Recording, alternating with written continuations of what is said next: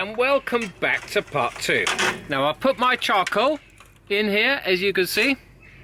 The sun's quite bright, so I put it on top of my gas ring, which I'm going to use to light it. So I just light the gas ring.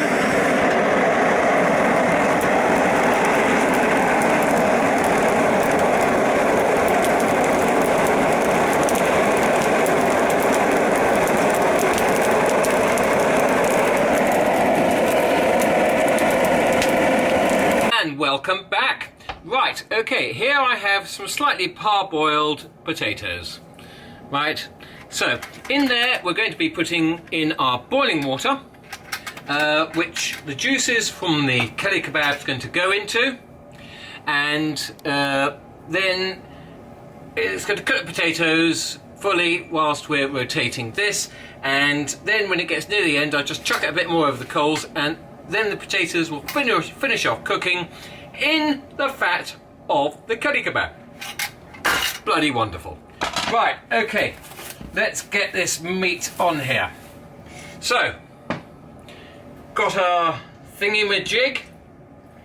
Right, so, get our first piece and we push it on the top, and we push it onto the sharp bits, and basically get the, oh, this is so lovely.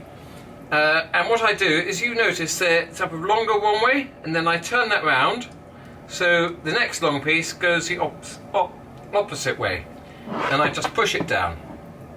Oh, I know what I normally do. I normally put a tea towel on here, and that stops the rotisserie rod slipping around on the surface.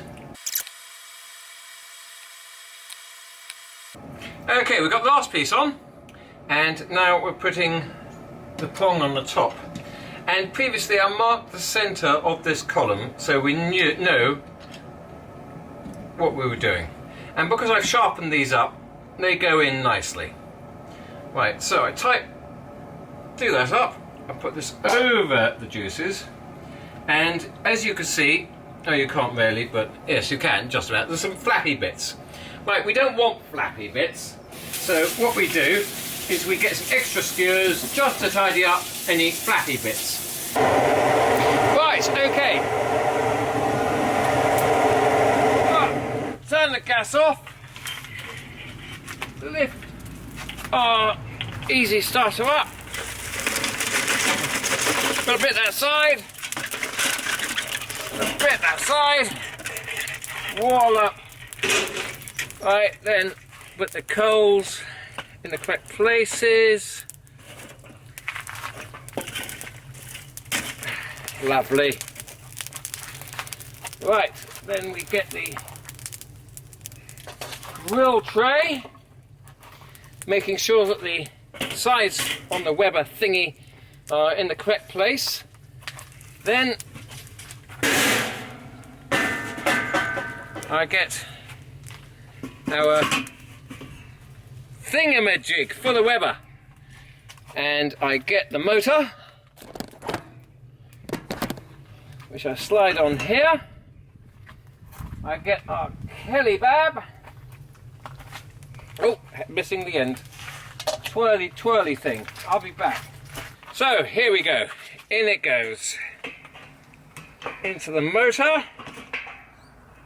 And that's nice. Okay, so I put the potatoes underneath directly the Kelly kebab, and then the marinade that I had from the chicken, I mix it with some boiling water and I tip it into where the potatoes are. Boom, boom. Then I switch on my rotisserie, check it's going round. That looks good to me. And then I get a piece of wood, lift up one of the grates,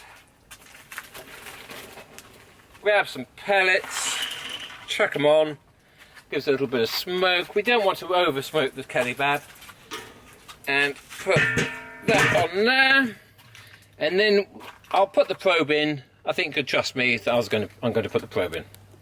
Okay, now I've got the thermometer in this hole I've drilled in the side, because really you want the thermometer at the same level as the rotisserie chicken, so then you get a good accurate idea of temperature.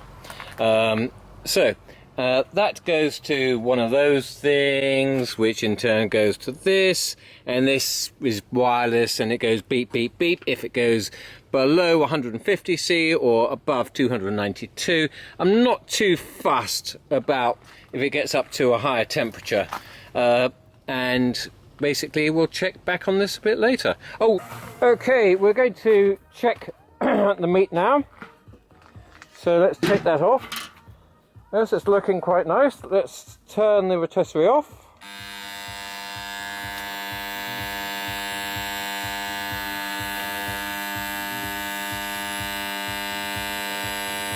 Okay, it needs a bit longer. Yeah, that buzzes to tell me that I've turned the rotisserie off. Okay, right. Let's see what temperature. I aim for 77 degrees. And we're at 69, so, 70. Yeah, just another 7 degrees. And I got my potatoes that were in water, but now the water's gone and we've just got the oil they're frying in. Hey, right, well this is all done and it's all looking jolly nice with our potatoes underneath. So basically you just carve it and enjoy it.